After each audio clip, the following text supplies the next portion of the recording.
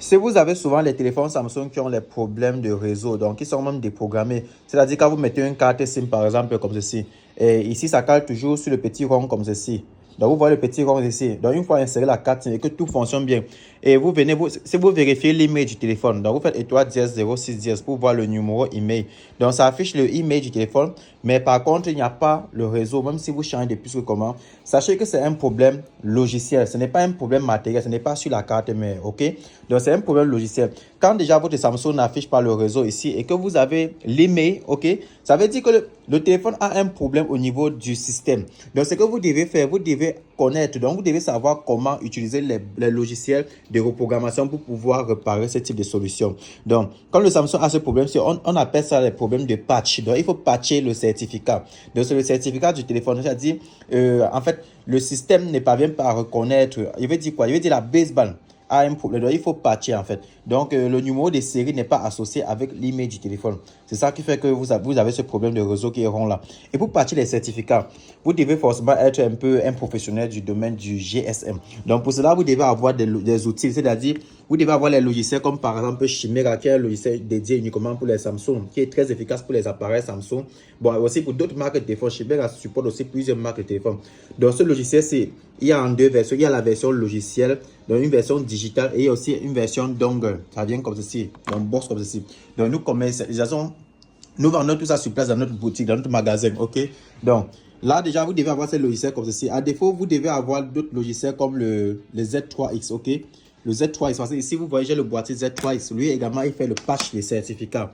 Donc, il peut faciliter la réparation de votre Samsung qui a un problème de réseau. Donc, vous devez vous rassurer que le modèle de votre Samsung est inclus. Donc, c'est supporté dans le logiciel. Donc, par exemple, là, je vais ouvrir le module du Z3X Box comme ceci dans ma machine, ok?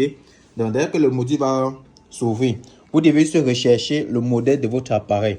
Donc, pour les Samsung qui ont ce type de problème, cherchez les logiciels qui supportent ces modèles, les logiciels surtout qui supportent les Samsung. Donc, vous venez dans les paramètres du téléphone, comme ceci, vous partez dans à propos. Ici, maintenant, vous allez voir le modèle du téléphone. Donc, c'est un Samsung A307FN/DS, ok? Donc, vous pouvez venir sur les informations logicielles ici pour avoir assez plus d'informations. C'est sur Android 11.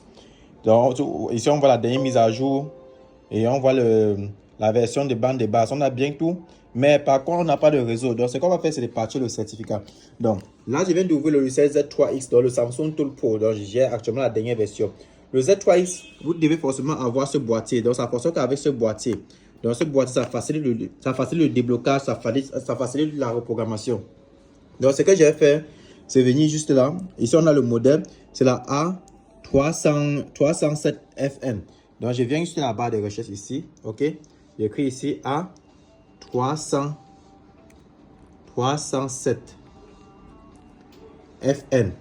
Voilà, ça affiche ici en haut. Tout ici en haut. Donc, on doit juste double-cliquer. Automatiquement, ici, on est dans la partie flash qui permet de flasher les téléphones. Bon, là, on veut juste faire ce qu'on appelle le patch des certificats, ok? Pour cela, c'est dans la partie repère. Donc, on va venir dans la partie repère ici. Bon, mon écran est tactile, ok? Dans la partie repère des Z3X.